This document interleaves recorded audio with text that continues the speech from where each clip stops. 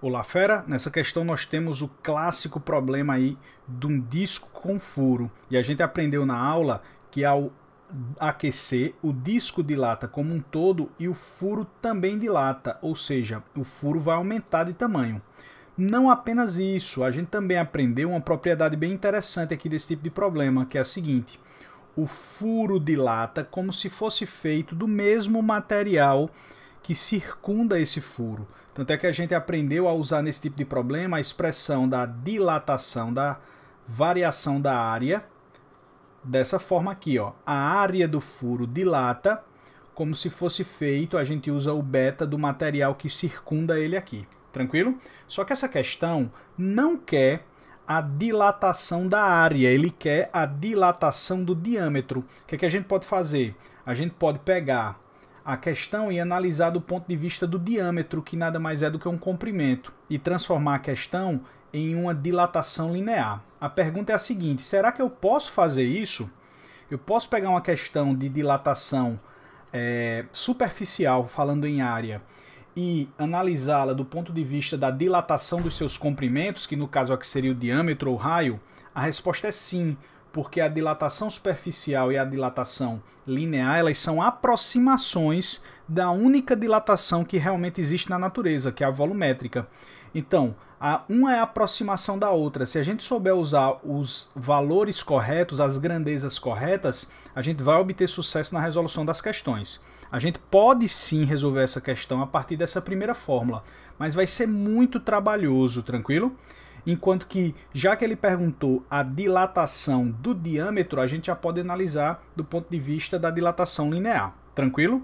Então, na letra A vai ficar assim, ó. Lembrando que essa fórmula aqui é para o furo, certo? Ó, a variação da área do furo é igual à área inicial do furo, o beta do material que está aqui ao redor, vezes a variação de temperatura. E aqui, ó, vai seguir a mesma ideia da fórmula. A variação do comprimento, a gente pode pegar ou o raio ou o diâmetro do furo. Vou pegar o diâmetro, que foi o que ele falou na questão.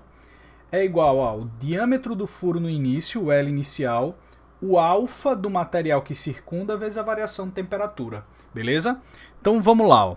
Ele quer a variação no diâmetro do furo, sabendo que o coeficiente de dilatação linear do ferro, que é o material que circunda, ó, ele já nos deu linear de cara, é 12, 10 a menos 6 graus Celsius a menos 1, tá bom? Então, antes de identificar aqui a questão, antes de entendê-la, é importante que você volte lá na nossa aula, tá bom? Para que você consiga ter mais segurança em relação a isso. Então vamos lá. Ó. Quem é a variação no comprimento? Já escolhi o comprimento como sendo o diâmetro aqui do meu furo, então é justamente o que ele quer. O ΔL do furo, beleza? A variação no comprimento, no diâmetro, é o diâmetro do início, que é 1 centímetro, vezes o alfa, o linear, que eu estou usando aqui o linear, 12, 10 a menos 6, vezes a variação de temperatura aqui, que dá 300 graus Celsius. Então vamos lá, ó. 12 vezes 3 dá 36. Aqui tem 10 ao quadrado, com esse 10 a menos 6, dá 10 a menos 4 centímetros. Então 36, 10 a menos 4 centímetros seria aí o valor da nossa dilatação aí, tá bom? No diâmetro. A gente pode deixar aqui no sistema internacional, ó, perdão, sistema internacional não. Posso escrever em notação científica, ele vai ficar 3,6 10 elevado a 1, que é 36 vezes 10 a menos 4. Aí 3,6, 10 a menos 3 centímetros. Essa aqui é uma resposta, já que ele não exigiu uma unidade, tá bom? E na letra B ele tem uma pergunta teórica, se essa variação no diâmetro do furo depende do diâmetro da chapa.